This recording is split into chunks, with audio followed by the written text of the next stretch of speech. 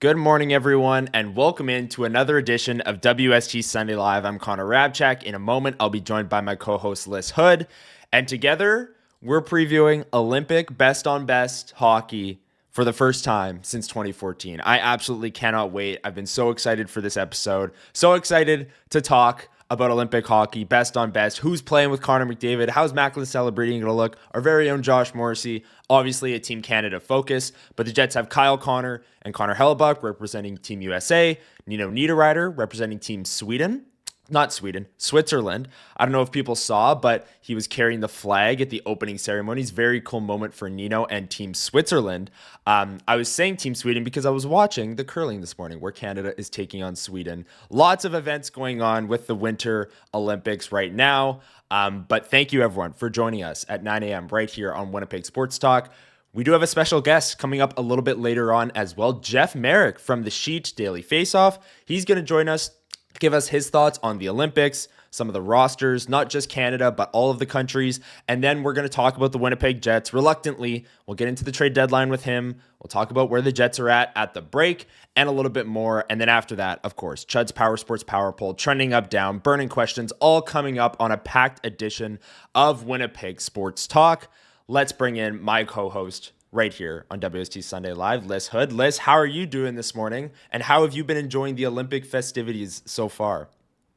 Never better, never better. I feel like this show came at a perfect time because the Jets didn't play yesterday or the day before. Like, they played on a Wednesday, so we don't really, like, what's been needed to have been said about that game has been said. We don't need to dive into that anymore. Yeah. And also the games haven't started yet, so we can really do a full preview and really dive into this because you and I have just been nonstop chatting, excited about this. Like, we're just so fired up. So this will be a fun show to get to talk about everything. And then obviously, like you said, I've kind of been watching everything Olympics based. You and I are pretty men's hockey focused here on this show, but I watched some of the women's game yesterday, watched a lot of other sports. I was watching ski jumping, and I'm sorry if you have little kids, plug your ears. Actually, I'm not even going to talk about it, but the tweet that went viral about the ski jumpers, I couldn't stop thinking about it when I was watching yesterday. I was like, how does this work? The article on how it works was actually quite fascinating. You're better than me for reading it because I was just like, whoa, that's crazy, and moved on. But I've been watching a little bit of everything. You said some curling going on. I feel like curling's a bit of a controversial one. People have different opinions on like whether it's entertaining or not. I fall into the camp of like, I'm obsessed with curling. I love watching curling. Watched the Scotties and the Briar growing up like every single year religiously. Huge curling fan. I don't know if anyone, like, if you've never tried curling, I feel like it's something you have to try once just because you get definitely like an added sense of appreciation of like how difficult it is. I understand if you don't think that every position in curling requires the same physical output as perhaps some other sports or whatever, but sweeping is hard. And it's a very skillful sport. It's a very skillful sport, and it's very entertaining to watch on TV. So I'm a curling stan, and I'm just a fan of all the like extreme craziness of the Olympics. I saw Lindsey Vonn this morning. That was a pretty sad sight to see. I felt really bad for her. I know. Dude, how on earth is she on a ruptured ACL alpine skiing in the first place? Maybe this is my like friend who's too woke take, but like she shouldn't have been out there. I'm sorry. Like, I understand that at the end of the day you have your right over your bodily autonomy, but like, nah. A fully ruptured ACL is crazy. Hoping for the best for her. But yeah, that's my long monologue intro of I've just been loving the content so far this week, and it's just getting started. So it's gonna be a good couple weeks here. I'm loving the time zone. Like, you just wake up and it's on, and it started at 3 a.m. At least here in Winnipeg, right? Like, it's been on. So there's just from like 7 a.m. till 3. there's tons of stuff on. So I'm kind of loving the time zone aspect of it. And Canada's games are all around like 9 a.m. to 2 in that range somewhere. So just during the day, you just throw stuff on, check things out. It's awesome. It's awesome. And like I said, Canada mixed doubles curling is going on right now. So maybe we'll keep up with that. Mixed doubles curling is a crazy sport. I kind of love it. It's insane. It's insane. What the hell? Sure. Why not? Yeah. Very much. But on today's show, like Liz said, we're going to have a focus on the men's hockey, the best on best, returning for the first time since 2014. The women yesterday with a 4-0 win over Switzerland, Liz, but the shots on goal were what, 55 to 5? Well, I was tweaking out early in that one because I understand that not every hockey team is the Winnipeg Jets, but this is also just not like, this isn't unique to the Jets or to the Canadian women's team or anyone like that. The whole idea of when you're dominating a game and it's 0-0, it's a very, very dangerous position to be in. And obviously you'd prefer to be dominating than getting dominated, but one shot can go the other way, especially if your goalie's not warm because she's kind of just been standing there not doing a whole ton. The possession time was just like through the roof early in that first period. And I think the first period ended 0-0, did it not? Yes, it did. Yeah, it was the first time Canada had been held scoreless in a period against a non-USA country. And there we go. They were going off on the broadcast about it. Right, but the shots at that point were pushing 30 already or something at that point in the game, right? So I was a little bit worried watching that one. I had another commitment yesterday, so I was kind of like more periphery, second tab of my computer sort of vibes. But and then when they scored, made it 1-0, I was kind of thinking in my head, I was like, oftentimes again in a game like this, especially on the international stage, it tends to like open the floodgates a bit, when you've been dominating like crazy and you finally get that first one in. And it did eventually, but like they didn't score that second goal for a while. I was like, this is terrifying. But they pulled it off, finger snaps to them in a game that almost possibly didn't happen with this whole nanovirus or whatever is going. I don't even know what it's called. Norovirus, sorry. Nanovirus. Keep up, Liz. You got to keep up with the viruses. I know. I haven't been online enough the last couple of days. I don't know. I didn't read the article about the hyaluronic acid injections. I don't know anything about this like stomach flu going on. This is why I'm maybe the big wax. So, it was a good game yesterday, so I'm excited. Too bad that they have to play that game against Finland right before playoffs start, but life goes on. I get it. So we'll see what happens. I'm excited to ask Marek his thoughts on kind of the groupings on the women's side, because it's one group is loaded. We went through this last week, and one group is like loaded with all the good teams, and then the other one has like Italy in it. So I think they're trying to get them some wins, but like it's not clearly as strong. But the format is different once they get to it's completely different than the three groupings of the men's side. So we'll talk with him about it a little bit later on. Maybe we'll get into it more later on in the episode as well after Jeff Marek. But let's get to the men's side. Let's start with Team Canada, and let's start in our own backyard. Winnipeg, the Winnipeg Jets, Josh Morrissey. What do you think Josh Morrissey, I think we can all pencil him in for a top 4 role. I don't know if it'll be with Colton Parayko. I don't know if it'll be with Shea Theodore. I don't think it'll be with Drew Doughty on his pairing.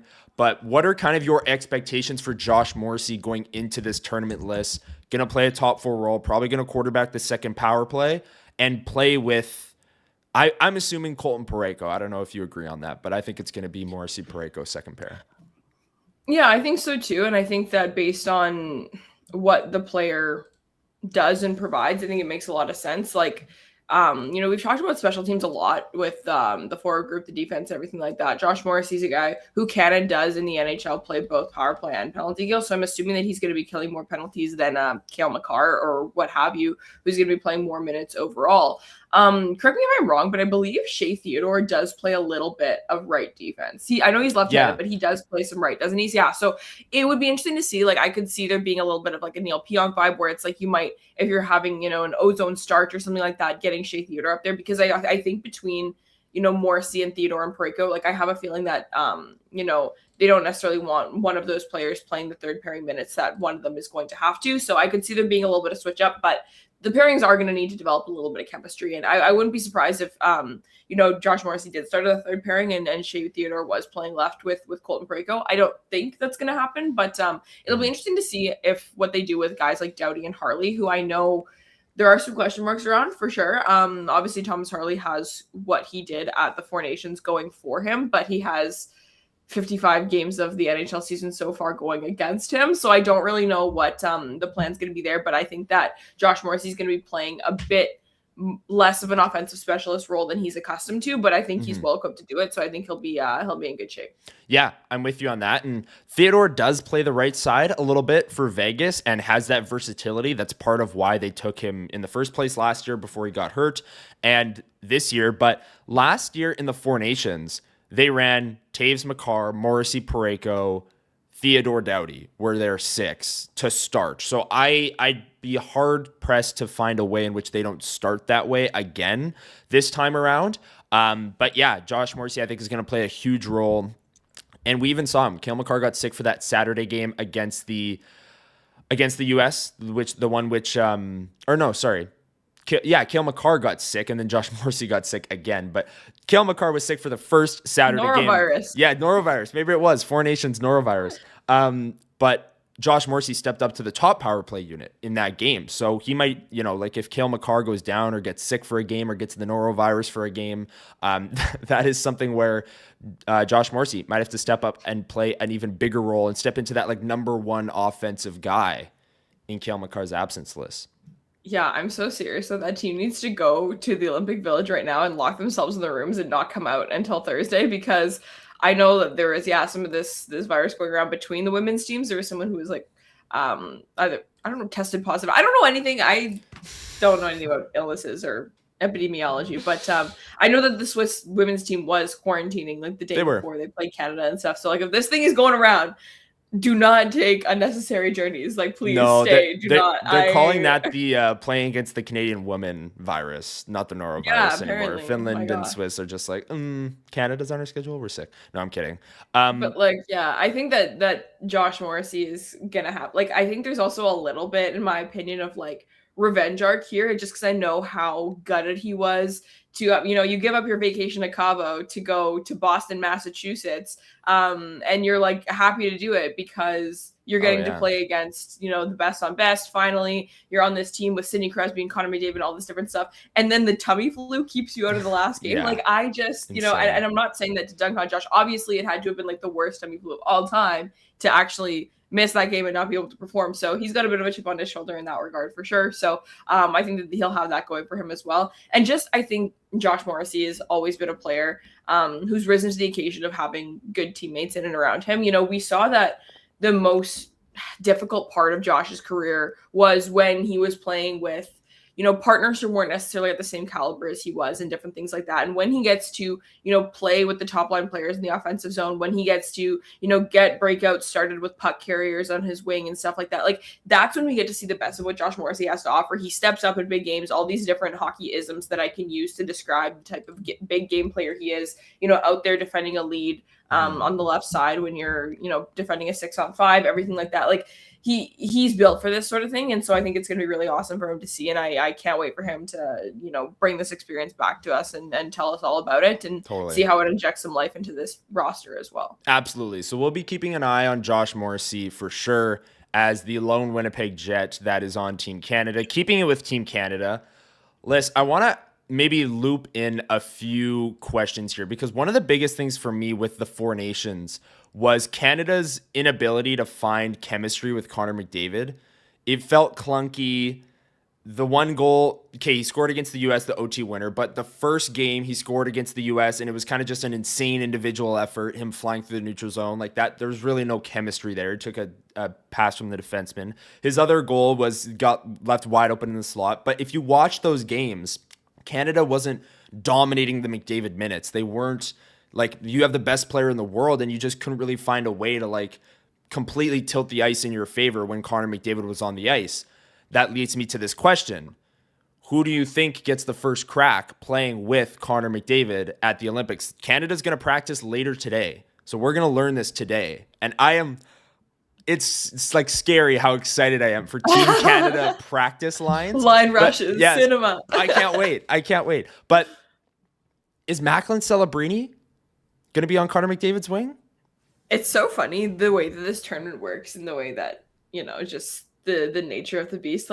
Macklin Celebrini either plays on Connor McDavid's wing or is a healthy scratch in game one. I'm so serious. I don't really know what to expect there.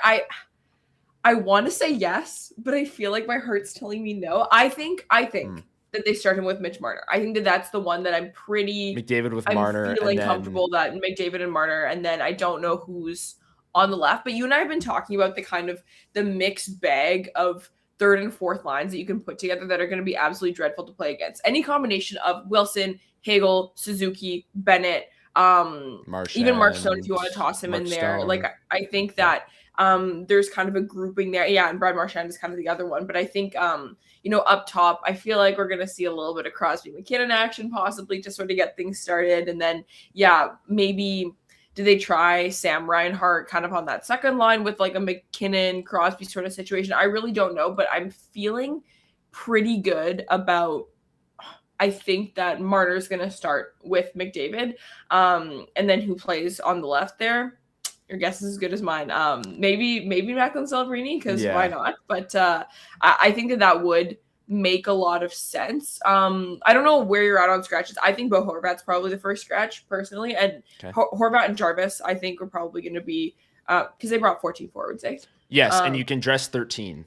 You can dress 13. Okay, but I believe at the expense of defensemen. Can you have 13 and 7? I thought was the. Oh, they're gonna be squishy on that bench. Well, I thought it was like World Juniors. World Juniors, you can do that too. Yeah, I'm pretty sure that's how it's like. I don't know puck. I'm sorry, but okay. I think that then if it's just one, I feel like Jarvis or Bennett does make sense just to like keep the peace in the room a little bit. Like those are the additions. If you made the initial roster, I feel like you should get a little bit of a nod, a little bit of a leg up, whatever. But there's not a lot of shelf life in this tournament, right? We know this about the way that these short condensed tournament work. If you have a bad game and you're somebody who's already on the cusp, enjoy some popcorn next game, my friend. So I don't know what's gonna happen there, but I'm going Marner to start. But I don't know how I feel about that in the long term. Okay. Yeah, I'll say Macklin Celebrini starts with Connor McDavid, or at least if I'm building the team and I'm putting on my John Cooper hat, that's who I'm putting with him. I think it was such a struggle to find the chemistry with Connor McDavid in the Four Nations. He played with Stone, he played with Point, he played with Marner, he played with Reinhart, and nothing really clicked until the U.S. left him wide open in the middle of the slot and Mitch Marner hit him on the tape, and that was it. But yeah. And if you're looking for someone who's going to be able to kind of be that buzzsaw and sort of draw that traffic a little bit, even though when Connor McDavid's on the ice, you can't necessarily defer. I do definitely think there is some potential for Macklin Celebrini's skill set and also just like joie de vivre and like excitement to just be there. Like he'll do whatever you want, man. I know that they'll all do whatever you want, but like he's carved out some really excellent parts of his game, but I also think he's going to be happy to do whatever they need him to do if it means he gets to play with the maple leaf on his chest on Connor McDavid's line. He's going to be like, hey man, whatever you want. Yeah, no kidding. And yeah, I'm with you on that. And Celebrini has, the ability to carry the puck. He's super fast, super poised, super skilled, and he has that ability to like draw defenders to him, kind of that gravity score thing that we've talked about in years past, Lyss, but draw defenders to him and open up other guys around him. And when you're opening up Connor McDavid, I think that could really work. Marner does the same thing, maybe not at the same level as Celebrini, which is a huge credit to him that he's already top 5 in the NHL in scoring and he's only 19 years old. And we're even mentioning him maybe playing with Connor McDavid at the Olympics. We've got Jeff Marek coming up a little bit later on, but Lyss, before we get to that, I want to have a few other conversations when it comes to Team Canada and the Olympics overall. Jarvis and Bennett replace Cirelli and Point. I already see some comments in the chat today. People saying Mark Scheifele, it should have been him. Where are you at on... You set me off early here? Yeah. Right before Marek comes in. You'll see us like arguing and it'll be like, oh, no, I'm kidding. Go ahead. Scheifele? Should he have been there or no? No.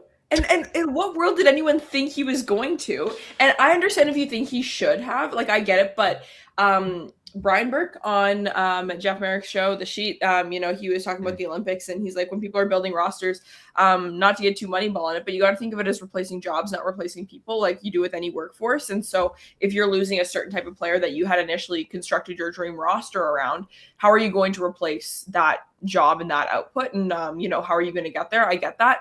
But I understand if you think they should have brought him just because, best player available, if that's what you think. I don't think that Mark Scheifele was the best option for Team Canada to take in replacement of either of those players.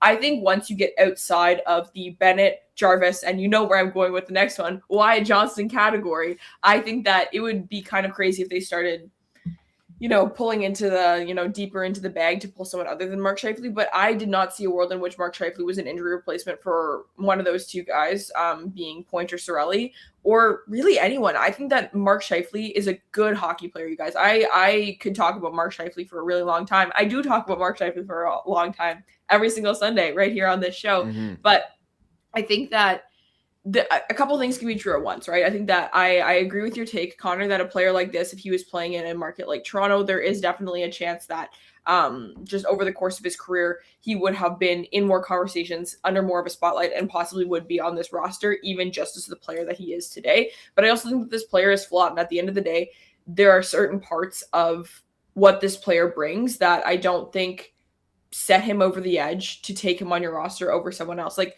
puck protection. Yeah, absolutely. He's great at that. They have lots of guys who are good at puck protection on that roster. Okay, he's a good shooter. Lots of guys are bringing are good shooters and stuff like that. Mark Scheifele doesn't kill penalties, which I've never really liked that take to a full degree, because on an NHL roster, the guys who kill penalties are often the guys where you're trying to spread out your ice time a little bit more, because you can't have your top guys in all situations on your top unit, PK, PP, and 5-on-5. So you kind of have to choose your battles a little bit. But there is an element of the skill set that it takes as well. And at this stage, sure, Mark Scheifele could be a fantastic penalty killer, but you can't learn that in 3 days to be the number one guy to lean on penalty killing against, Austin Matthews and Jack Hughes out there and stuff. So bringing in some guys who do have a little bit more of that experience at the NHL level against, the top power play units is probably not a bad thing. But look, I think that what Mark Scheifele brings to the team, he would have been a fine fit and everything like that. But I don't see the value proposition of that player head and shoulders above the other guys that they've brought. I really don't, and I never did from the get-go. I think that maybe it's because I have such a microscope on the player. I'm the type of person who, the longer I watch a player, I tend to see more of the warts than, what makes them special and amazing and stuff. So, but I watch just as much Josh Morrissey as I do Mark Scheifele. And, I saw the purpose for that player being on the team. And for Mark Scheifele, it really was never a compelling argument to me that, what he brings was that important to have on Team Canada if it meant leaving someone else at home. Yeah. And it goes back to this thing. And I think I've had this take on the show before, but it's like, you're not just pulling up the NHL scoring leaders and saying, okay, take the first 12 forwards. Like, that's just not, what's the point of a general manager if you're not building a team? And also, I don't like this whole, we've all watched it's the Jets' 15th year anniversary, the 15-year logos on the center ice. We've all watched Scheifele the whole time, and there's still, I don't know why he's not on the team. I think we see it, right? Like, we see it, right? Let's not act like he's an awesome offensive player. He's awesome offensive player. And he puts up points, and he plays with no one else except Kyle Connor on his wing. But the other end of the ice, and then people are like, oh, John Cooper has something against him. You know what John Cooper probably has against him? The fact that Mark Scheifele no-showed against him last week. Maybe that's what he has against him. No. Like, I just don't like the whole I don't understand, especially when they take Seth Jarvis, who's like, he scores 25 goals. So, like, this is the thing with Canada. They can have their cake and eat it too, where they have a guy who has 25 goals and is elite defensively and is an elite penalty killer. They can have both. And that's exactly what I was saying. Yeah, and where my head is at, because it's like, I don't know. I understand there are lots of guys who are on this team who aren't fantastic offensively or defensively. Like, I get that. That's kind of the nature of the beast with, offensive playmakers in the National Hockey League. It happens. I get it. But, like, there's nothing that this player can do at such a high elite clip comparatively to other guys available that, makes it so that the deficiencies or this, that, whatever. But I think that talking about his defensive play as a whole at 5-on-5 misses the forest for the trees a little bit. Like, his offensive skill set and output isn't that much higher than some of the other guys that were available. So it's like, you were already in a bit of a, a toss up in terms of the players that were available, for Canada. Plus you add that in the special teams and all this different stuff for sure. But I think that people are trying to skip above the argument where it's like, well, obviously he was the best offensive player available, but they think that the other players that were kind of options for Canada, aren't. But that's not true. I think even offensively, looking at that caliber, I still think that there are a lot of other players that bring something incredible to the table that does too. Yeah, and Seth Jarvis like fits the mold of what they want in their bottom six of like a skilled pest. You tweeted that out, Lyss, where he's going to be a dog on the forecheck. He's going to be on the penalty kill. He's going to be blocking shots. Is Mark Scheifele doing those things? I don't know. Maybe you throw the maple leaf on his chest and something changes, as opposed to when the Winnipeg Jets logo is on his chest. But yeah, like would he be a strong third wheel offensive option to plug into their top six in the event of a Braden Point injury and play with Connor McDavid? Yes. Offensively, I think they would do just fine with him on the ice. It's the other end of the ice. And the lack of versatility, I think, is honestly the biggest thing, Lyss. And funny enough, I think if another winger goes down, it's not even Scheifele again. I think it's Zach Hyman. I think people in chat, Matthew Hyman is joking that he wants a Hyman Canada jersey. But that's valid. No, but I was kind of shocked that when Point was ruled out, that they didn't go with Hyman. Again, not to say that Seth Jarvis is a bad pick, but I thought Point was a guy who was maybe penciled to play with McDavid, and they would want that instant chemistry and just bring what has been working in the NHL between those two to Milan. And it's kind of the Chris Kunitz of it all, where they brought him in 2014 in Sochi, and Kunitz even scored in the gold medal game. Like, he's not a bad player, right? But he also has the chemistry with the best player on the team, which is Connor McDavid. So I don't know. I don't even think Scheifele's next up. People are saying Connor Bedard. How did he not make it? Like, I don't even think he might be like third or fourth on the replacement list, guys. Like, I don't know. And then Sam Bennett. Like, Sam Bennett, I want on Team Canada over Mark Scheifele. I'm sorry. Like, the guy won a Conn Smythe 9 months ago. And here's my take for Sam Bennett, because, like, I think, and Lyss, don't kill me when I say this, I think there are some things that maybe analytics don't capture. And it's that, yeah, don't kill me. But it's that like big game ability, the clutchness ability. And I think Sam Bennett has that. I understand. I think he does. I think I actually started this argument with you a long time ago. So yes, exactly. Whatever. Well, we can bring in our next guest and see what he thinks about Mark Scheifele to see if he was snubbed off the team. Let's see if we have him here. Jeff Marek from The Sheet joins us now on the program. Jeff, can you hear me? How you doing? I can hear you great, Connor. Lyss, how are you? Good to be aboard today. Yeah, interesting discussion. I have a real soft spot for Mark Scheifele, and I have a real soft spot for players like Mark Scheifele, because they're the 24/7, live it, breathe it all day long. You know, I love the guys that when their team falls out of playoff contention or are eliminated from the playoffs, watch the rest of the playoffs, like to the 24/7, 365 days of the year hockey dude. That's Mark Scheifele. But I can't say that he was snubbed. Like if it was any other country, Scheifele's on the team, maybe outside of the United States. But if it's any other country in this tournament, Mark Scheifele is there. Like, they went for a couple of things here. Like Hockey Canada, one, they went for experience. Now, they bend that every now and then to sort of allow a couple sort of under the fence to sneak in. Nick Suzuki is an obvious one. Macklin Celebrini is probably the biggest one. But the thing about it is, and, you know, McDavid kind of referenced this in that Players Tribune piece, where you look around the room and you see all the players that have won before. And I know I always joke, Wyshynski and I always joke about, oh, rings in the room, rings in the room, rings in the room. But it's true. Like the last thing, if you're John Cooper, the last thing you want is to wonder what a player is going to do when he gets on the ice at that level, at elite competition, late in the game, protecting a 1-goal lead, trying to score another goal, whatever it is. You need to know that your guy has been there before. And that's why overwhelmingly they've filled this roster with players that have been successful, either at the NHL level with Stanley Cups or at the international level as well, keeping an eye, a very small one, on players that are on the horizon. That's why Celebrini, Suzuki, etc. are on this team. Does that make sense? Does that make any sense? Absolutely. Oh yeah, absolutely.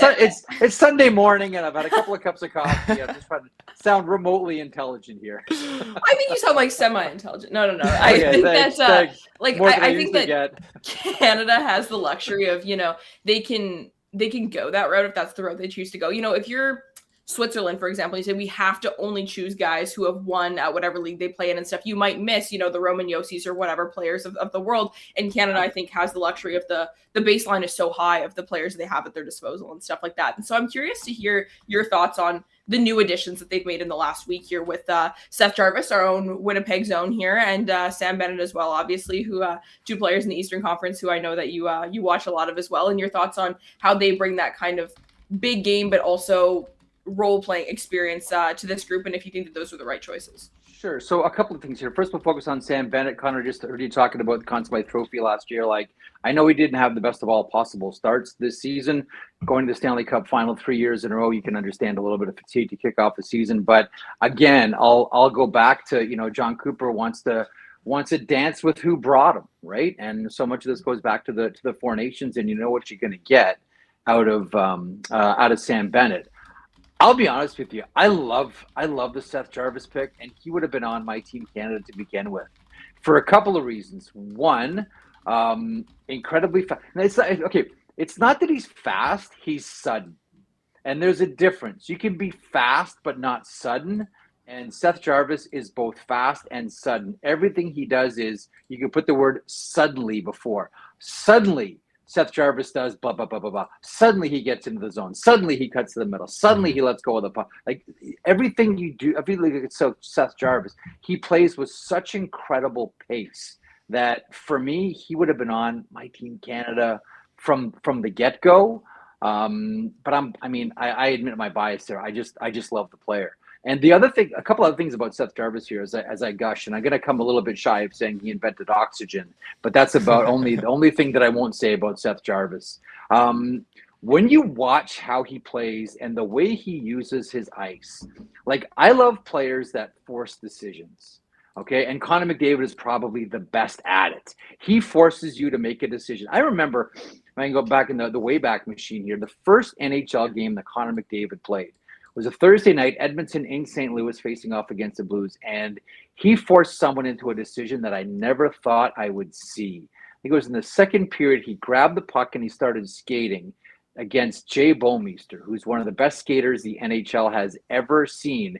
And for the first time, at least first time that I've ever seen it, Jay Bouwmeester turned, showed his number and name bar, and skated forwards back into his own zone. And I'm like, I can't believe that I just saw Connor McDavid force Jay Bouwmeester into a decision. And he's like one of the great sea cutters of all time. He's like, I can't sea cut with this guy and go stride for stride. I need to tuck tail, turn, and get back into my zone. So I love players that force decisions. And when you look at Seth Jarvis, when he has ice and the way that he uses ice and the way that he forces defenders into decisions, to me, is one of the most underrated skills you can have in the game, and Seth Jarvis has it. And the other thing too here, and I guess it's sort of one of the big stories with Seth Jarvis, he's a threat on the penalty kill. Mm-hmm. Like at the end of the day, like, if you think, like, not that I think that Canada designed a team just to play against the United States, they did, or do I think that the United States designed a team just to play against Canada, they did. If you're thinking like this is going to be your matchup, it's going to be rough. You're going to take some penalties. You better have some aggressive penalty killers to help you out. I think that's one of the reasons why Seth Jarvis is on this team. But then I would have had him from the hop. I would have had Seth Jarvis from the get-go. Yeah, in terms of Sam Bennett, I mean, it's kind of the Jordan Binnington of it all. And I know Binnington, there's more at play there because it's Doug Armstrong. But, like, he won the Conn Smythe 9 months ago or whatever, 8 months ago. He could have had 25 points to start this season. He's still on my team. I don't care if he can pick up 3 points on a Tuesday night against Columbus. When it matters the most, he elevates his game. So that's for me. Yeah, go ahead. Can I jump on one more thing that we saw at the Four Nations that I don't think gets enough concert here? Mm-hmm. He brought out a side in Mitch Marner that we've never seen before. Now I don't think that right, like that was like hand to glove, right? That was like that soap and warm water feeling. Oh yeah, put Bennett and Marner together and throw them out there. I think Marner's going to play a little bit higher in the lineup where Sam Bennett is going to be, but still, it's got to be that comfort knowing that if you're John Cooper, okay, we've kind of gone through our experiments here, and we know who's going to, like, you guys know what it's like in a tournament like this. Like, you need to find instant chemistry, which is kind of why I'm a little bit surprised they didn't have Zach Hyman on that team, but perhaps we can get into that. But you need to find instant chemistry. And you've already kind of used the Four Nations as your model.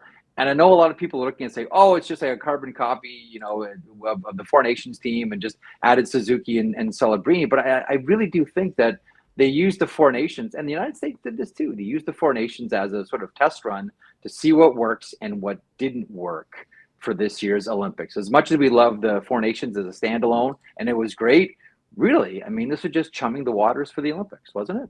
Oh, for sure. And I think that was kind of when we were talking, and many people talking about it, you had to kind of play your way off of the Four Nations roster, in my opinion, where that was kind of the baseline. Like, that was what they wanted to do and build their way. Do you disagree? No, I know. Trust me, I'm like in the chorus for you here.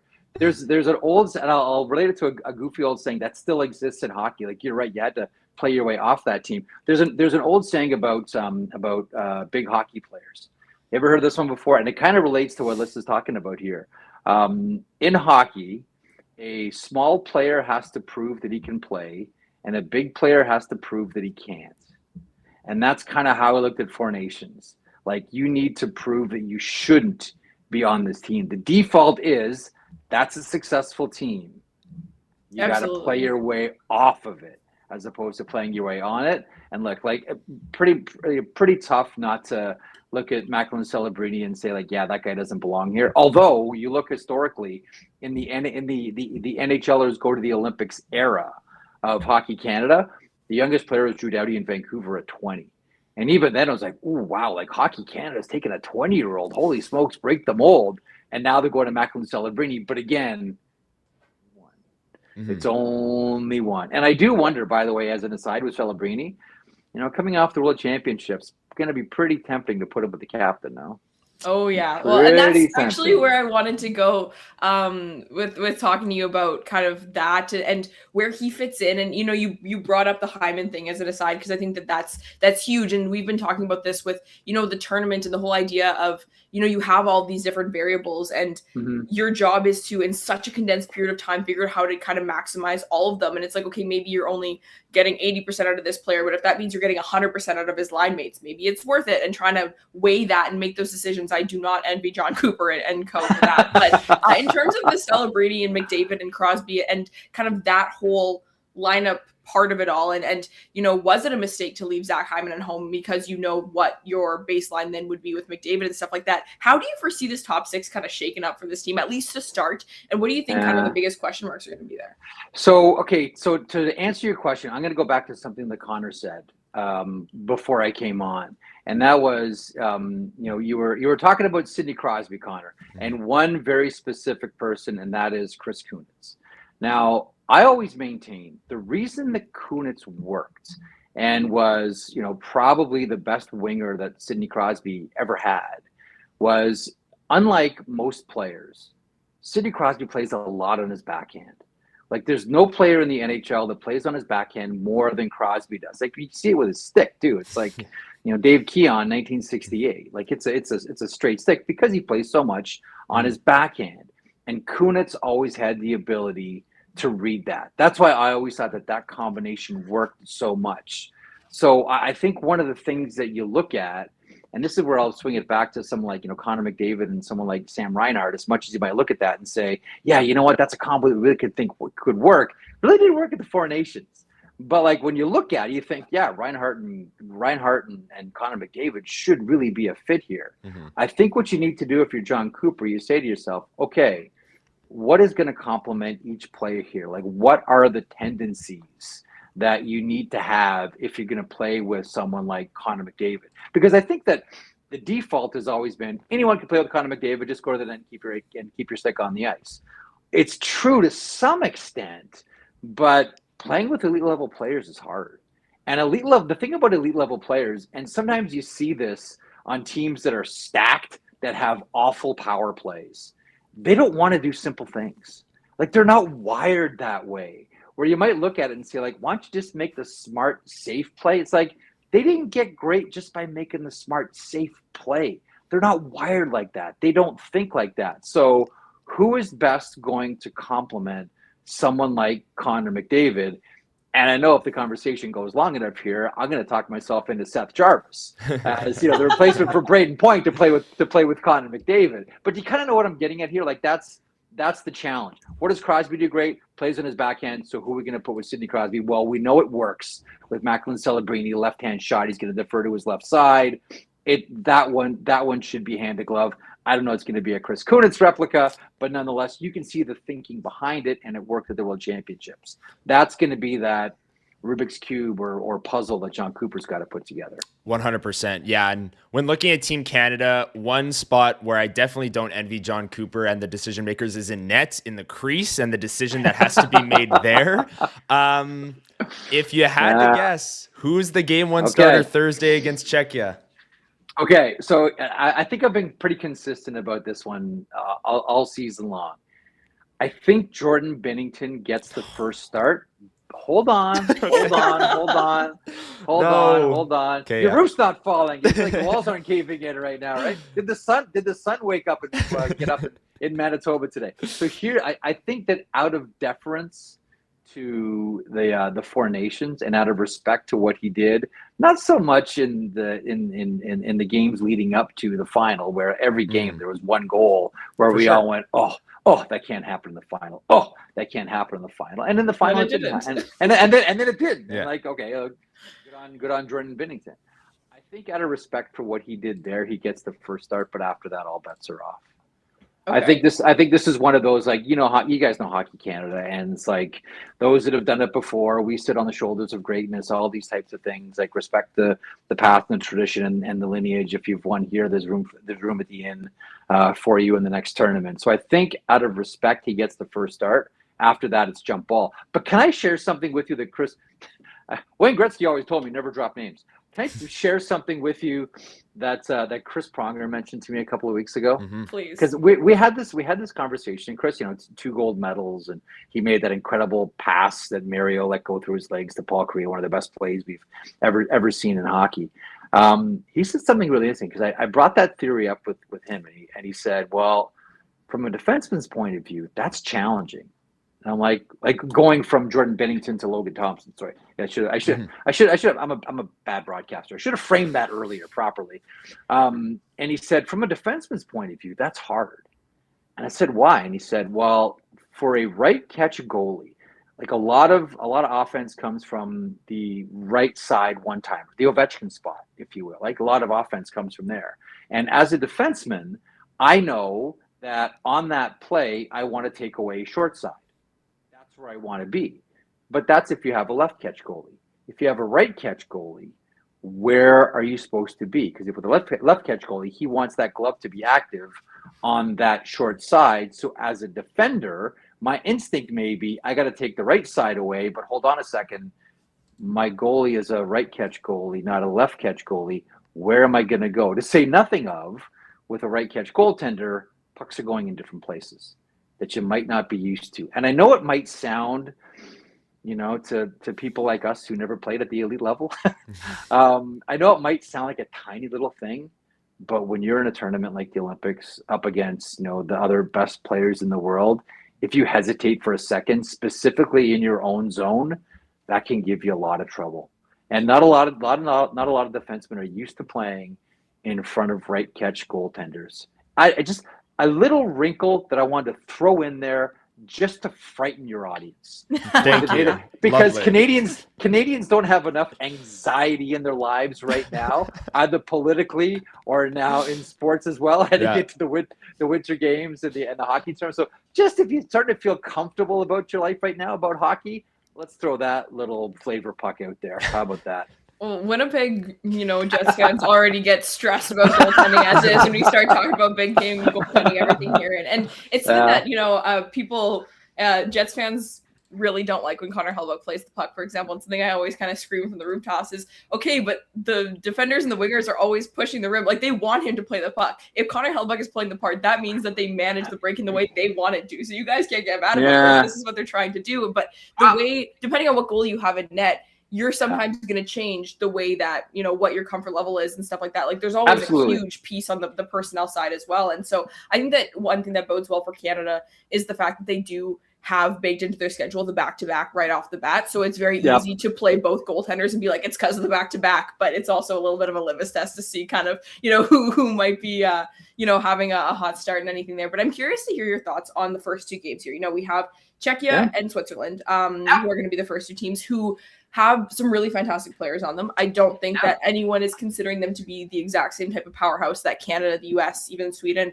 maybe Finland, depending on what conversation you're having, are exactly. But what do you think the biggest challenges are going to be in those games, and what Canada can look to learn from, what their group has, how they're going to look in these different situations, even if the competition isn't necessarily 100, it's more like a 98 kind of thing. Like they're still great teams, but there's still a lot you can learn. What do you think would be a successful first couple games, and what they can learn about their group and their team? Czechia scares me. I don't know about you two, but like Connor's team Switzerland over Czechia. So I like the Swiss more actually a little bit.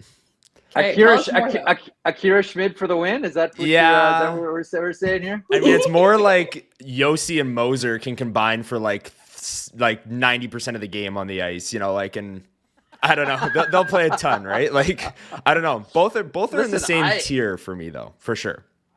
I love me some Swiss hockey. Nico Hischier is one of my favorite players in the world. I got a lot of time for Nita Ryder and Kevin Fiala can score in bunches. And Roman Yossi's story is well told. And what a story JJ Mosier has been, to the point where we look at that Tampa-Utah Sergachev trade and say, Tampa won that. Yeah. And I don't think we were saying that when it actually happened.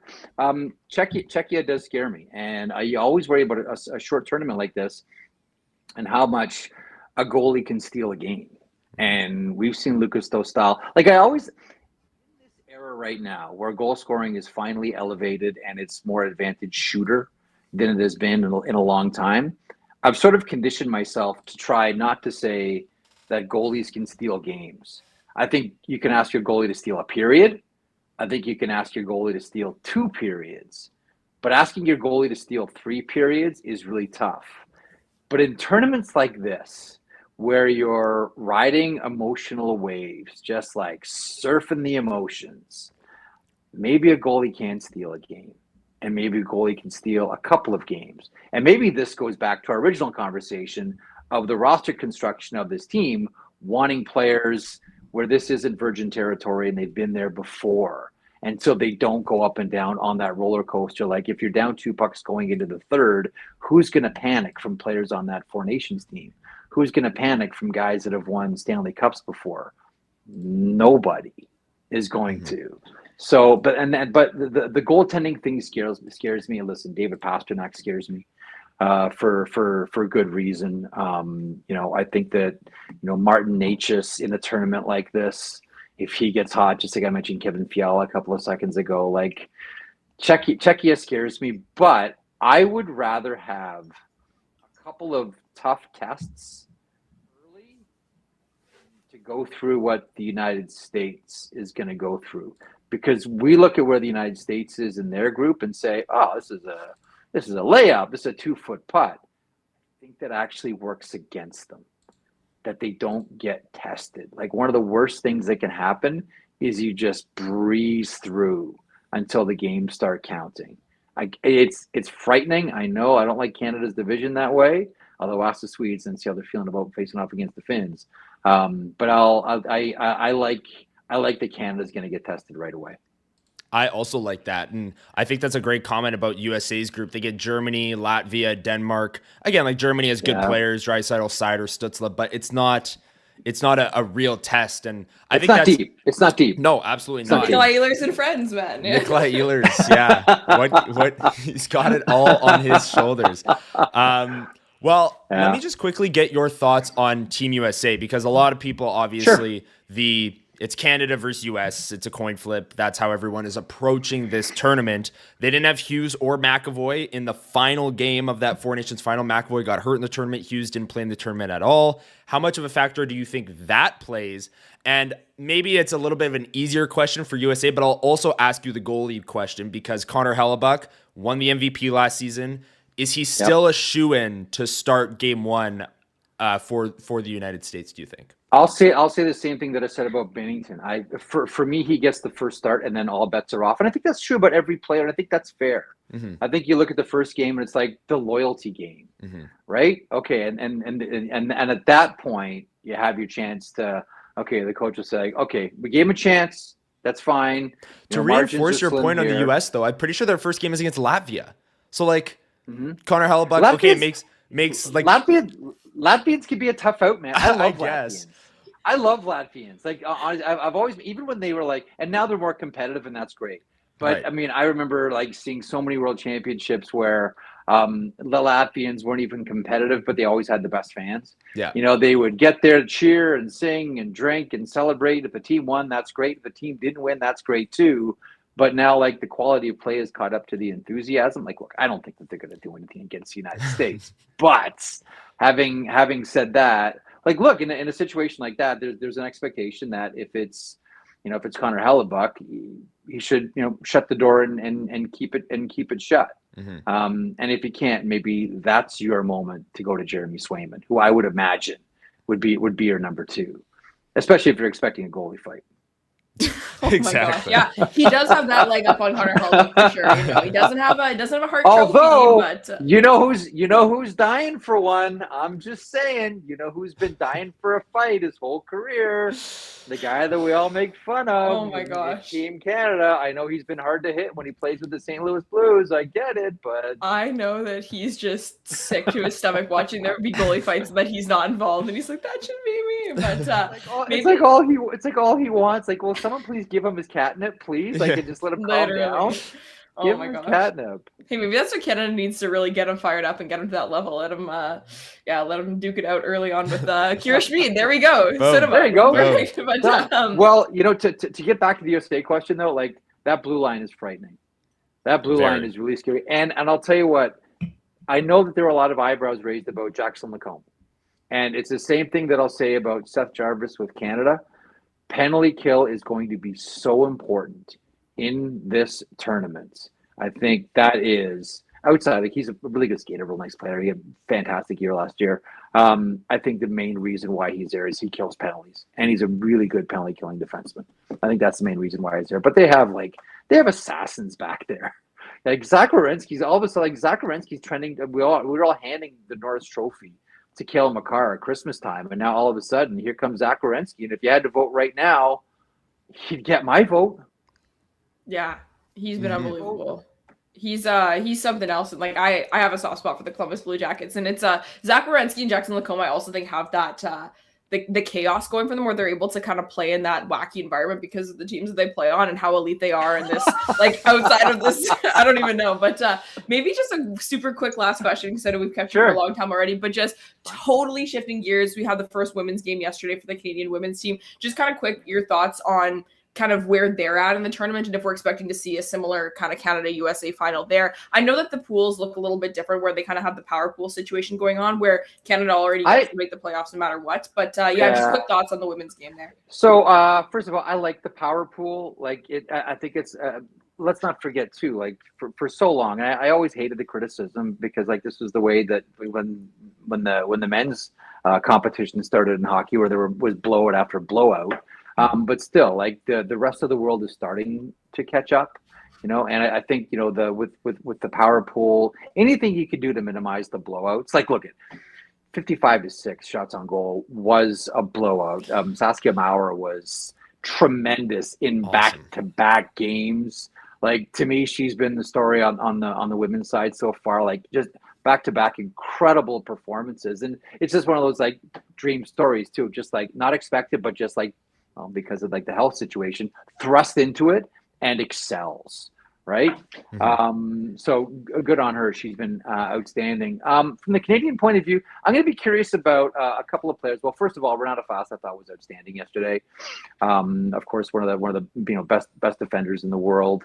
I thought she was exceptional, and I'm going to be really curious to see here, as it very much, for Canada anyhow, feels like this is going to be a sort of transition team or a transition tournament.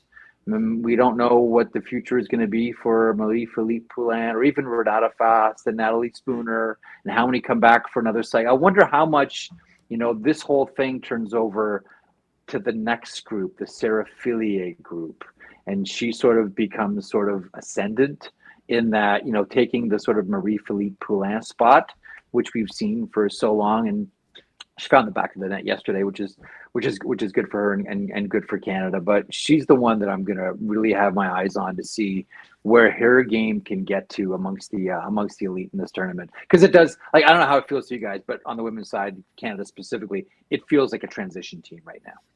Yeah, you have a ton of those players that have been around. You mentioned them all kind of by name there. Yeah, it's an aging out core in a way. Like a lot of them were on the 2010, 2014 rosters that we remember really well. And obviously it's been different. Like this is Marie-Philippe Poulin, I think 5th Olympics or something. Like the women's team has been playing all the way through.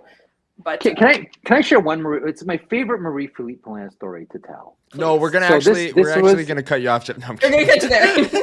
Of course. Okay, yeah. Peace out. I'm going to grocery shopping now. All right, see you guys. Of course. Yes, let's go. Team Canada Orientation Camp 2009 in Calgary. So for the women were skating. It was early in the afternoon. I think the guys were skating at like 3. And so I was out there watching, and I was standing next to Craig Button and oh God, who else was it? Was someone else? I can't remember. It was me, Button. I can't remember who else it was. But anyways, we're watching, and I was talking to Cassie before the tournament, and she's like, "You got to see this kid, Marie-Philippe Poulin. You got to see this kid. Like she's the next like phenom in hockey." And so we're watching. Like obviously she looks. Oh, Steve Coolius was the other guy that was with us, and we're watching, and like she's incredible. I think at that time she was 19 years old. Liz is going to fact check me on that one. I know. I think she was 19 for that one. And all the guys were coming in, and a lot of them kind of had a look, whatever. And I remember this specifically. Vincent Lecavalier came over and said, and I don't think she was wearing number 29. I think she might have been wearing 15 at that point. And he pointed at Marie-Philippe Poulin and said, "Who's that?" And I said, "Oh, she's this kid, Marie-Philippe Poulin, really young. She's going to be a star one day, stud player, like all of it." And I'll never forget Lecavalier standing there watching her for like 10 minutes before he went on to get dressed before he skated. For like 10 minutes, and then he's completely silent, transfixed on Marie-Philippe Poulin, and I'll never forget, he goes, "That's an effing player," and then walked away. It's just like, game recognizes game. Like, there's Vinny Lecavalier who's like, "That's an effing player." I love it. I'll never forget how he said it too. Just like definitive, like that's going to be it. Like she's going to be a star. He was right. Yeah. She's the clutchiest player who ever clutched. Male, female, animal, vegetable. Doesn't matter. Clutchiest player in the history of hockey.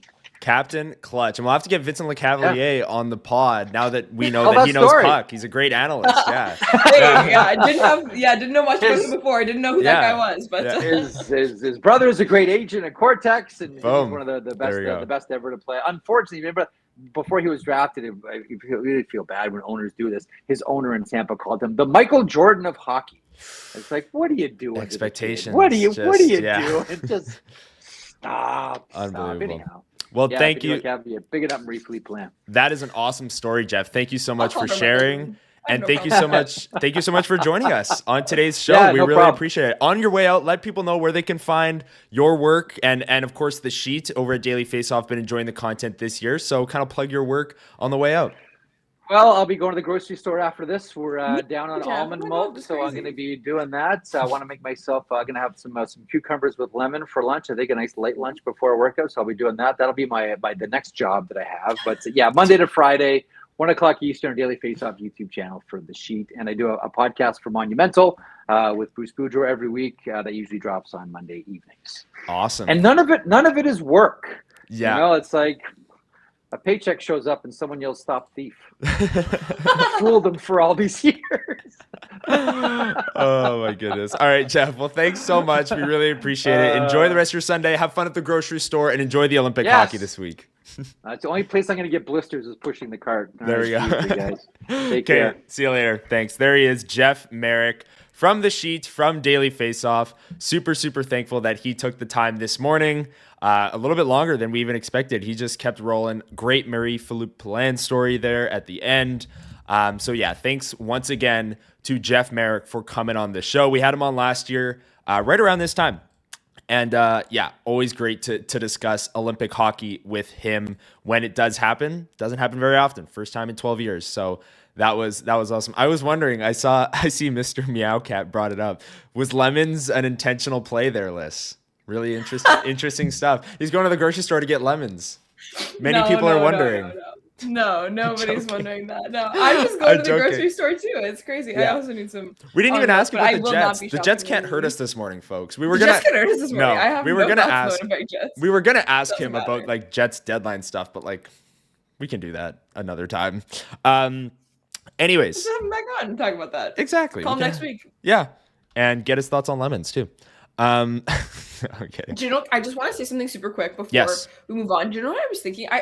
While we were talking, I had to go Google it. Like, you know that girl who's just like insane, out of this world from Slovakia. The like, I guess what would she be at this point, 17 or whatever? But like, she was like, her stat line was insane. She was getting like 80 points in like 10 games or whatever in Slovakia, and she was on the women's team and all this different stuff. And then turns out she's like a flag football phenom in the Buffalo Bills program and stuff as well. Just like absolutely crazy stuff. Like, I have her stat line pulled up here. Like, when in her U16 year.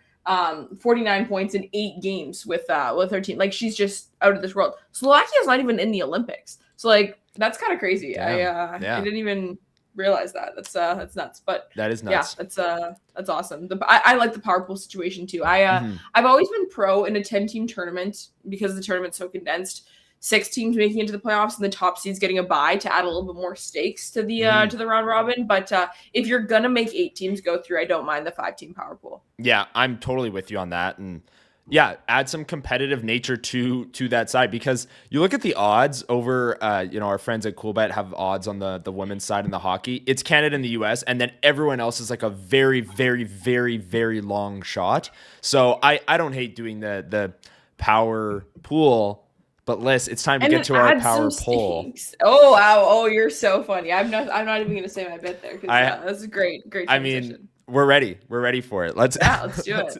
Let's get right to it. Our Chud's Power Sports Power Poll, our first of 3 segments here on WST Sunday Live.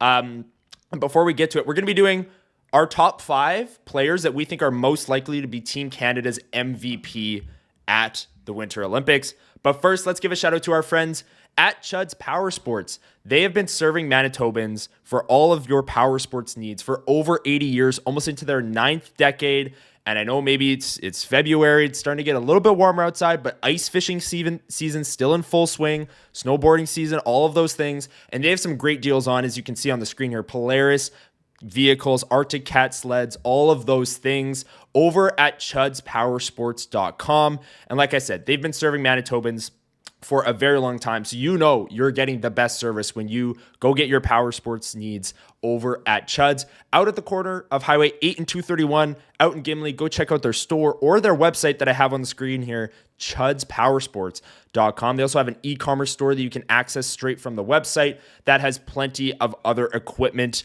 that you might need for your power sports adventures. But when it's power sports, it's Chud's.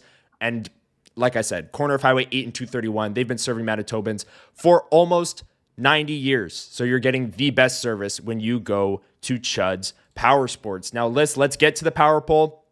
Top 5 players for Canada that are most likely to be their MVP.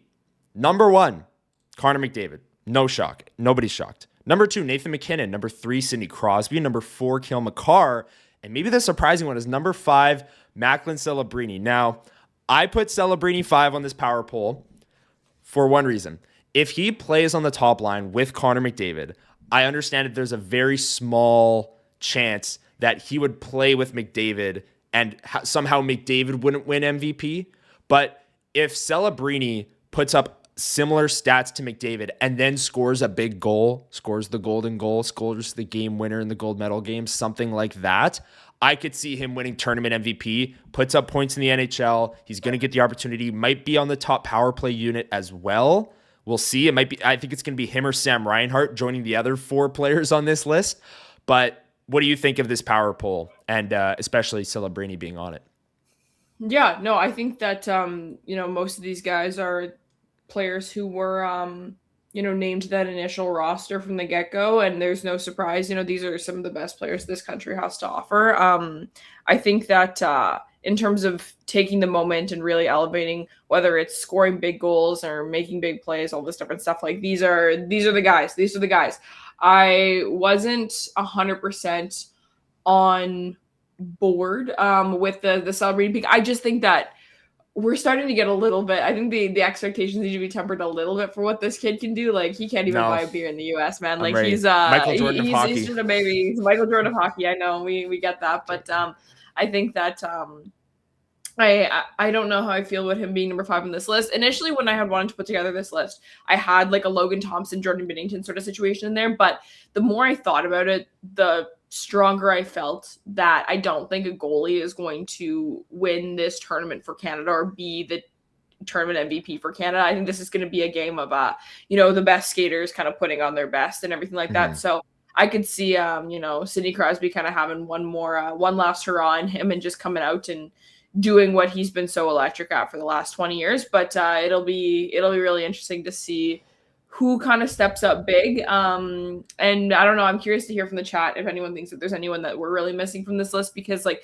guys like Mitch Marner and stuff like that, like I'm glad that Jeff Marek brought that up when he was chatting with us just earlier in the segment here about how he looked like a little bit of a different animal in his Four Nations kind of bout there and stuff. So I think there's a lot of potential there. So lots of guys that could make this list. My hope is just that whoever does, is Team Canada's MVP is also the tournament MVP, because they helped Canada.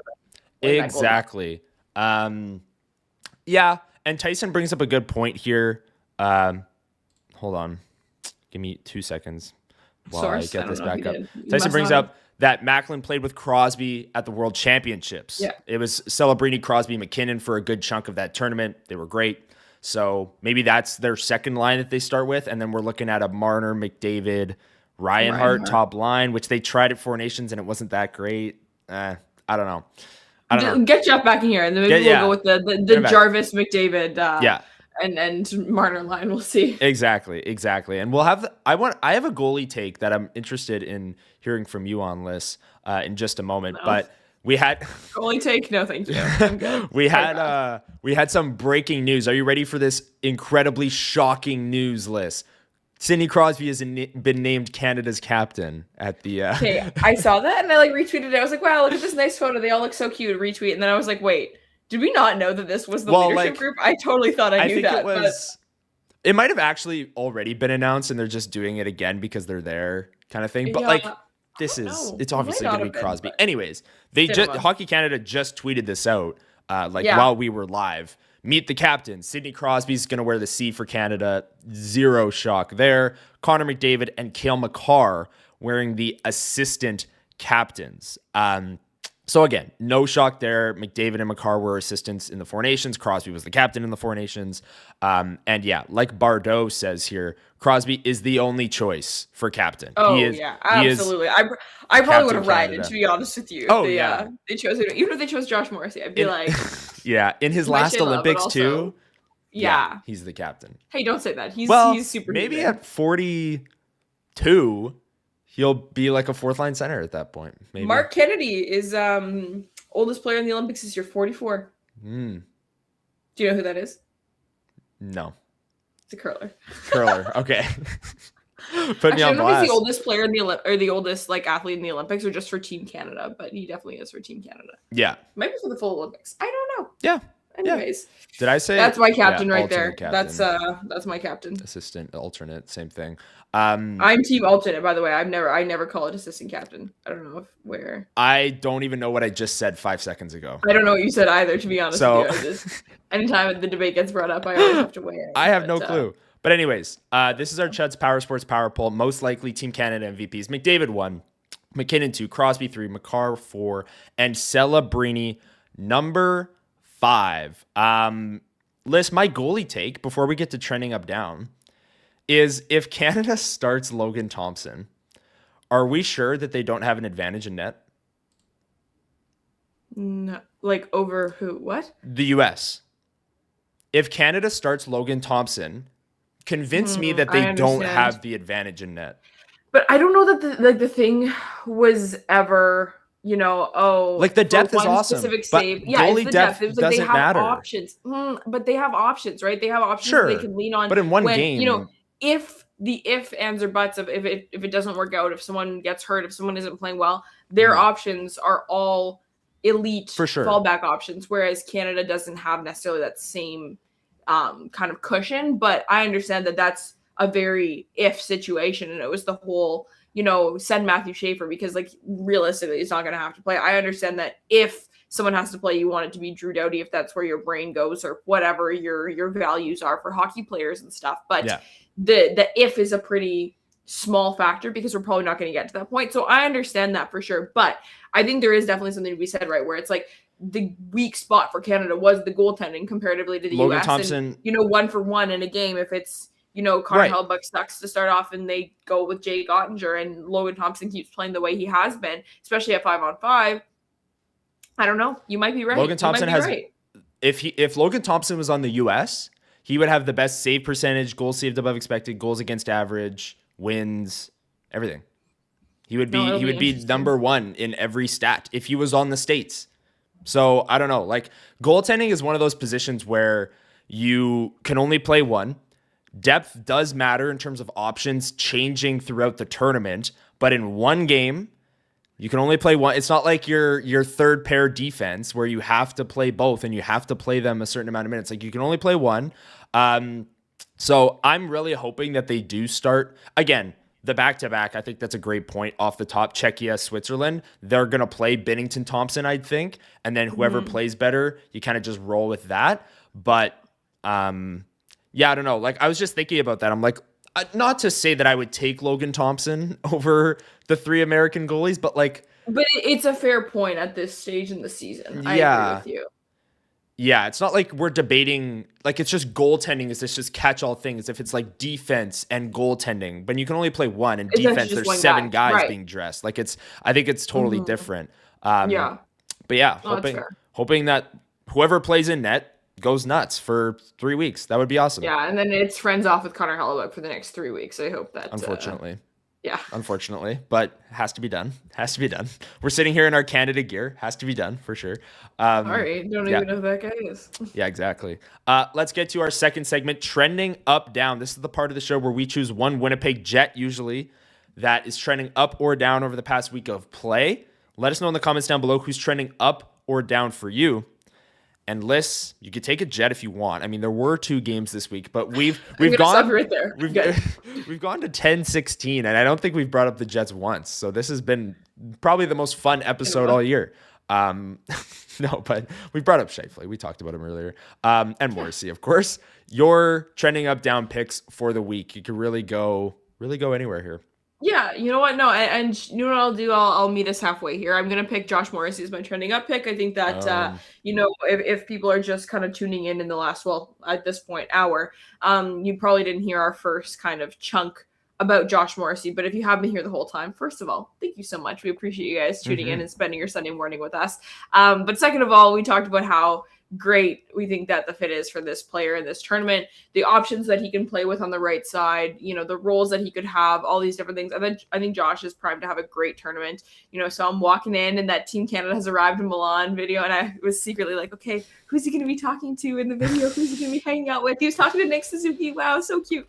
I think Josh is going to have a great tournament. Josh gets my trending up pick for this week. We're friends off with Connor Hellebuyck and Kyle Connor, friends on with Josh Morrissey. We're rooting for that guy through and through. Exactly. I'm trying to get this video up.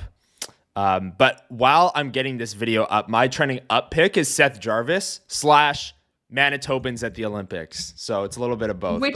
The number to start was 4. Garbage. It was 4. We got what? Katie Tabin. Yeah. Jocelyn Larocque. Mark Stone. Travis Sanheim. And now Seth Jarvis. All hockey. Manitoba, step up. Go. Hockey go province. To Mississippi and get on those skis. We are a hockey province. Let's get going. Yeah. We got to get. Yeah, we have no hills, Lyss. But like the speed skating. Where are my speed skaters at? Like, come on, guys. Let's get her going. You get out there then. You get out there and curl. No, we're kidding. I don't think anybody wants to see that. No curling is also devastating. But I mean, Rachel Homan, come on. Like, it's just right. She was the rightful successor of Jennifer Jones' era in terms of what this country's best has to offer. But even just watching the Scotties a couple weeks ago, right? Like it's Totally. Carrie Anderson and Caitlin Laws in the final. Like Canada or Manitoba is a fantastic curling province, but it's the way she goes with the Olympics. But Rachel Holman, no one I would rather have representing my country right now. So shout out my girl. Exactly. Here's a video. Team Canada's hockey team arrives at the airport. There's Sidney Crosby. Lyss, your thoughts on the fashion, the Lulu hoodies? On the gear?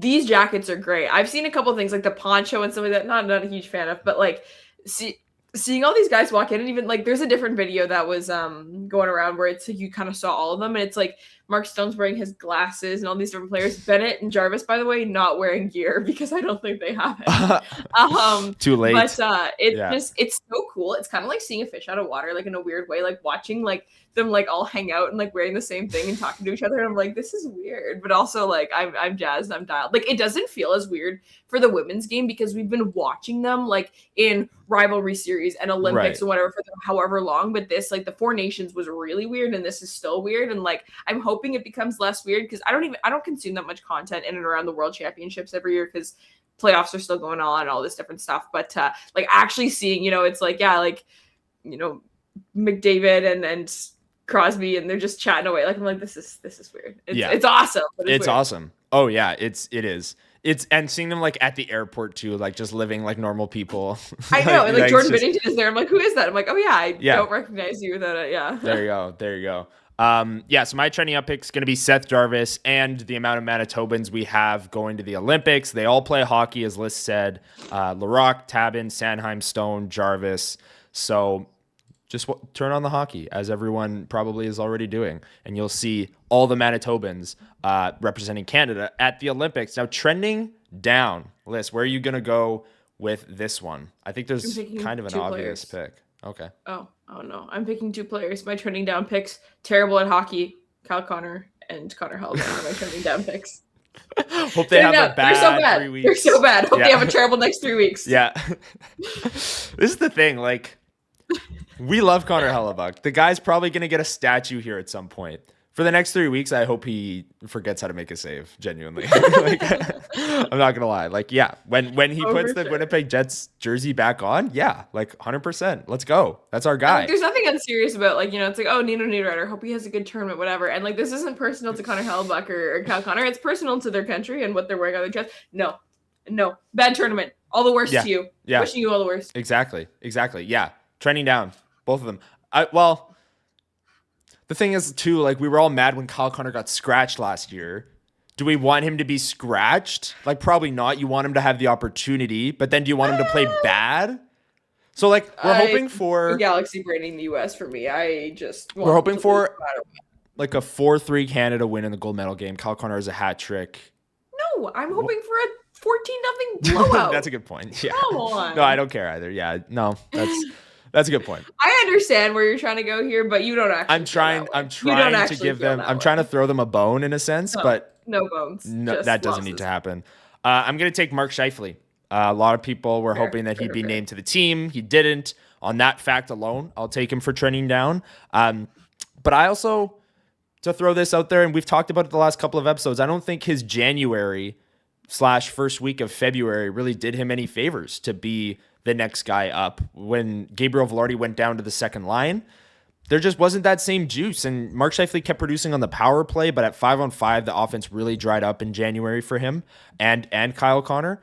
So I'm going to take Mark Scheifele. And again, we even said it going into the Tampa Bay game list. We were like, hey, Braden Point might be hurt. This might be a huge opportunity for Mark Scheifele to showcase against Team Canada's head coach.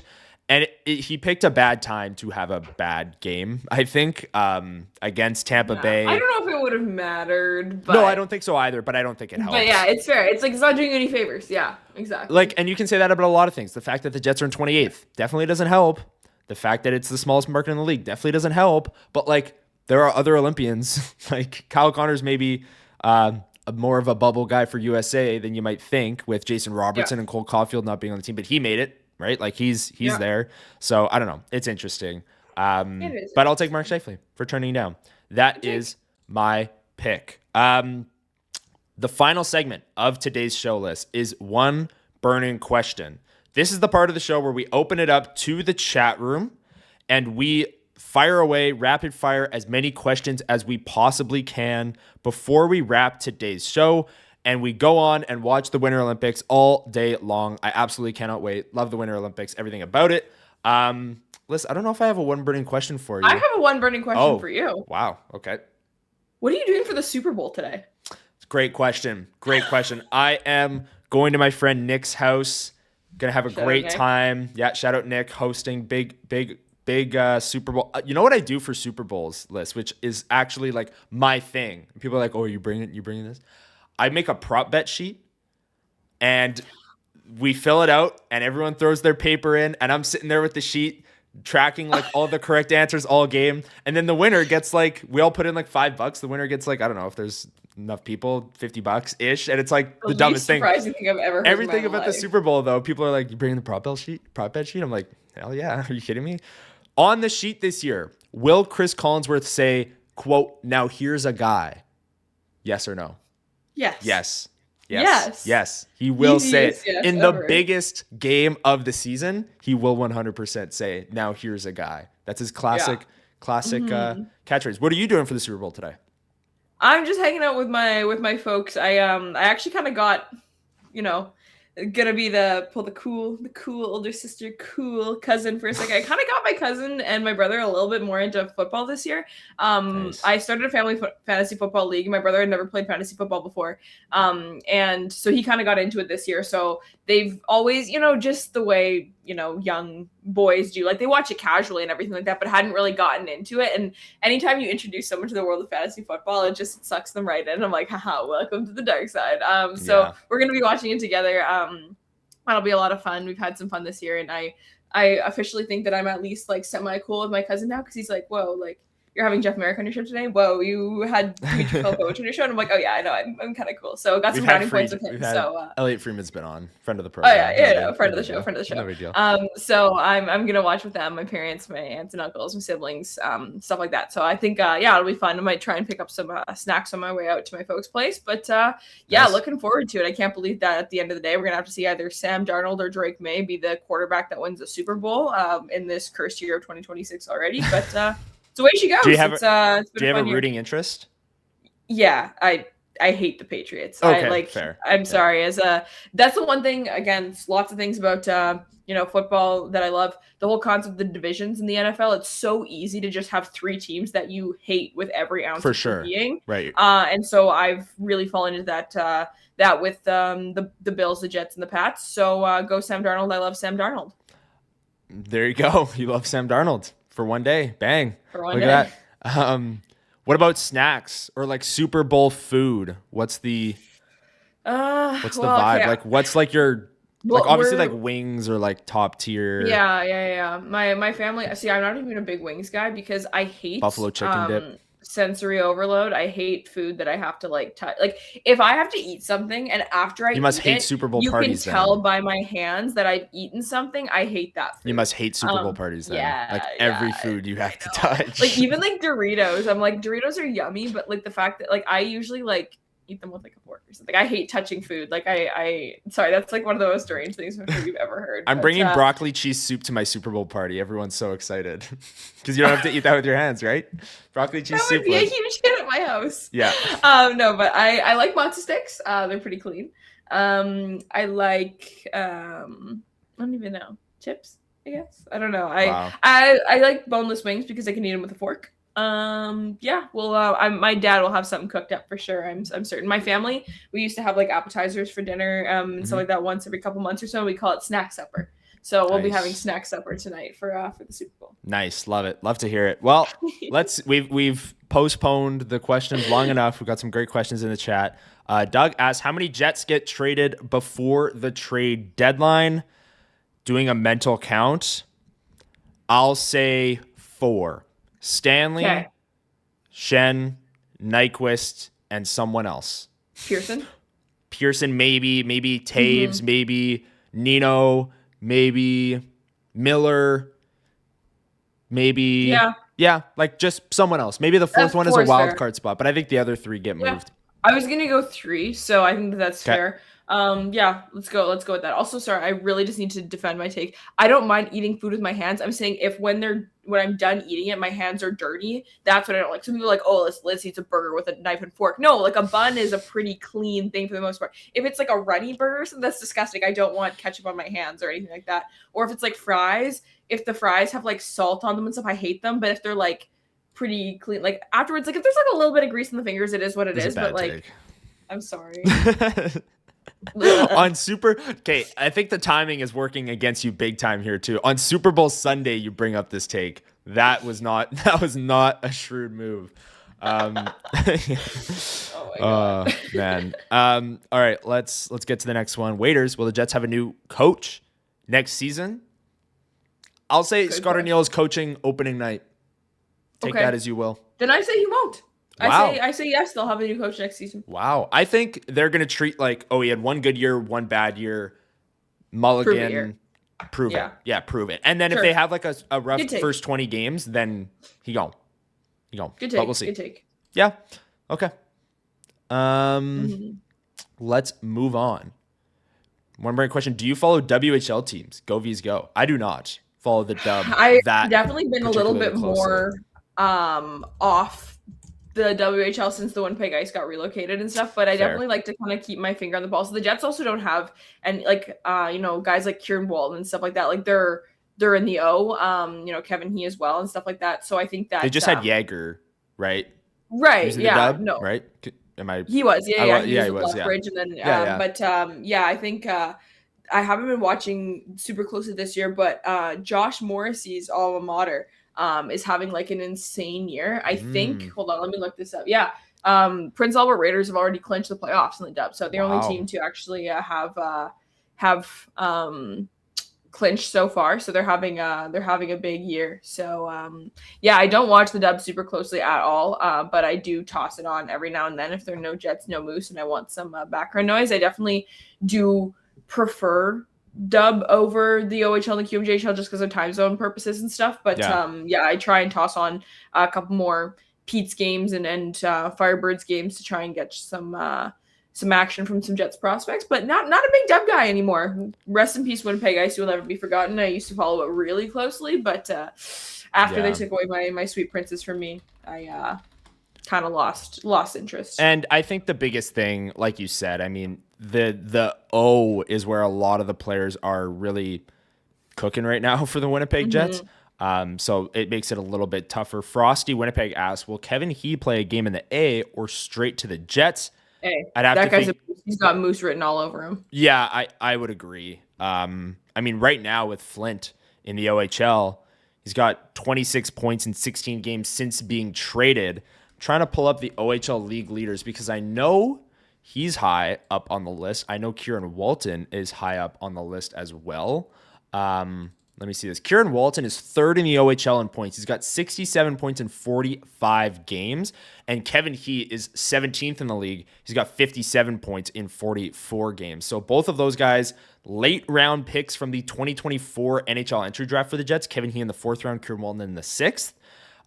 They are both producing at a very strong rate right now in the O. And Kieran Walton, I mean, yeah, you see him on the highlight reels. I know Dave Minuk of Illegal Curve posts a lot of clips online.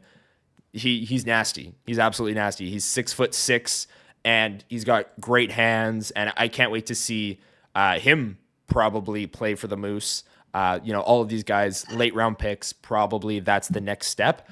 But yeah, I mean, Kieran Walton, I'm excited for him.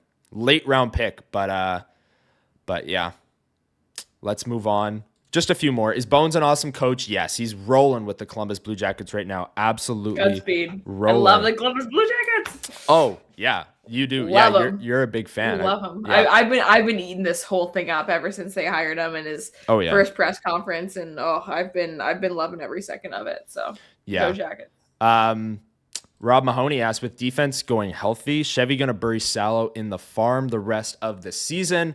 Can't see it. I can't. No. Even last year, Nikita Chebrikov came up and we were debating, like, are they going to keep him up? And even then I was like, it's the Winnipeg Jets. Like, they always send him down. That's what they always do. This time around, I can't see it. I just can't. Like, he's in a top 4 role. He's playing well. He's playing better by the game. this team hopefully can open the standings and see where they're at and think, man, it would be really valuable if we gave this guy NHL reps going into next season and all of the NHL reps that we possibly can give him. I think Salomonson's going to be up the rest of the season. And if he's not, I'll have my pitchfork with the rest of you. Yeah. I think it bodes well for him, just the state of the right side of the team, right? Where I understand DeMello and Pionk, when Pionk gets healthy, whatever. I think the crossover between Pionk and Shen is going to be not huge. Shen's going to get traded. I'm almost certain of it. And then Colin Miller, they have no problem scratching if he doesn't get traded or if he doesn't, whatever. Like, I think that there's a spot on the right side for Salo no matter what. Yeah, I think so too. Bardot says, I thought I was the biggest Columbus Blue Jackets fan in Winnipeg. You guys, not everyone knows my lore. Guys, my favorite hockey player of all time is Pierre-Luc Dubois. So when they drafted Pierre-Luc Dubois, I became a Columbus Blue Jackets fan. So I am telling you, January of 2021 was the most insane month of my entire life to this day, when my two favorite players in the National got traded for one another. I've been a Columbus girly since they drafted Pierre-Luc Dubois, and then after that, obviously, they had Patrick Laine, so it was my other favorite player, so I stayed emotionally invested in them. And at that point, you're just emotionally invested in all the players. I loved all the young guys that they got. Yeah, I'm a huge Ken Johnson guy. I was a big Igor Chinakhov guy, and then they traded him, so I was very sad about that. But love Voronkov, love Marchenko, love Sillinger, love them all. I love them all. So, and Adam Fantilli obviously is super fun. So, love that team. I love that team. Anytime you can make Pierre-Luc Dubois your favorite player, you just have to do it. You just have to do it. You just have to do it. What a player. But do you remember how insane that whole situation was? Nuts, because when the trade happened, or this whole thing, it was like Dubois is going to get traded. And it was like the big name in the NHL sphere, whatever. And I remember putting together, I had a thing that was like Kyle Connor and whoever for Dubois and Gavrikov. I really wanted Vlad Gavrikov at that point and stuff like that. It was like, it fits the Jets' need, all this different stuff. But it was the name on the market. And then all of a sudden we just the night before the trade happens, because this trade broke at 10 a.m. or something like that. The night before, it was keep an eye out for Patrick Laine in Winnipeg. And I was like, what? And I don't know if this is hindsight bias. I remember this. I just don't remember it being a huge thing, because it was the name on the market. Laine? And so people were like, no, Dubois. So people were like, what would be a package from my team to get this player? And Winnipeg, there wasn't some huge I don't know, I think that's a hindsight take. I think it always kind of made sense. It was two players drafted in the same spot, same age, that were both struggling. But Laine wasn't even struggling that bad at that point. It was a weird year. I remember he scored 2 goals in his he played one game, didn't he? Yeah. He played one game and he scored 2 goals in it. Yeah, he scored the OT winner. Sure. Yes, in front of 0 people. I think that before that happened, there was definitely potential for it to be a fit, but they weren't being shopped in the same way. Yeah, well, you know what? I probably should be. But no, that's a good comment. One day, I know most people who know me know my Pierre-Luc Dubois story, but I have this whole thing about how this is the player that made me fall in love with the sport and all this different stuff. So I'm sorry, but I am who I am. That's my guy. That will always be my guy, you guys. And I understand not everyone has to love him the way that I do, but that's my guy, and I will be rooting for that guy so long as he's in the Nationals. So here's my story. Oh yeah, love it. Well, there's the lore. Some Lyss lore to end off WST Sunday Live. Love it. Lyss, is there anything else you want to say on the Olympics before we wrap today's show? No, man, I'm just looking forward to this week. Thursday can't come soon enough, but in the meantime, I'll be enjoying watching, Tuesday afternoon at 1:00, the Canadian women's team plays against USA. So looking forward to that. And we'll just be watching passively and, critiquing the form of ice dancers and alpine skiers for the next couple of days and loving every second of it. Yeah, sitting there watching figure skating and being like, ooh, that's going to burn them. We're seeing the big air snowboarding, or they're doing the freestyle skiing. Yeah, and they mess up for half a second or a quarter of a second, and it's oh, they're done. The commentators are the judges are going to just completely. Yeah, you have to really lean on the commentators a bit, because you'll be seeing something and it looks fantastic, and the commentators will be oh, that's going to hurt him on the boat. And you're like, what? You're like, wow, anything. I really don't know. He was doing flips in the air. That was really pretty impressive to me. Yeah. Bardot asked, is this a 2-hour show now? We actually are going to start saying it's an hour and a half, because we go to 10:30 probably every single Sunday, but this is creeping up on 2 hours. So we are going to wrap. But our show now is 9 to 10:30. Hope you hope that's okay. But anyways, let's get out of here. People want to go watch the Olympics. Yeah. Liz and I are so fired up for the hockey to start Thursday. Canada plays Czechia on the men's side. The women's side already underway. Canada already with a win. Excited to see them play the U.S. in this power pool that they have going on the women's side. And like Liz said, all of the other sports we will be locked in on as well. Loving the time zone. Wake up, throw on the Olympics, critique these world-class athletes for doing minuscule mistakes. It's the best. And we'll be doing that when the hockey gets going too. So can't wait for that. Canada plays Czechia Thursday morning, 9:30 a.m. We'll have full coverage throughout the week. Canada's practice lines are going to be out later today. We'll discuss that tomorrow on the show. Monday through Friday, 1 o'clock. This week, though, Friday's show is going to be interesting because Canada plays at 2. So we might do a little bit of a pregame thing, a little bit of a postgame thing. We'll keep you posted, of course. But from Lyss Houde, I'm Connor Hrabchak. Thank you so much for watching this edition of WST Sunday Live. Thanks again to Jeff Marek for hopping on. Really appreciate his contributions and him taking the time this morning. Enjoy the Winter Olympics. Enjoy the return of best on best hockey this week. I am so excited. And we'll talk to you next Sunday, maybe a little bit later because Canada plays France at 9 a.m. So maybe we'll go live after that one. But we'll talk to you next Sunday and we'll break down the round robin games for Canada at the Olympics. Take care. Enjoy the Winter Olympics. And we'll talk to you tomorrow at 1 o'clock right here on Winnipeg Sports Talk.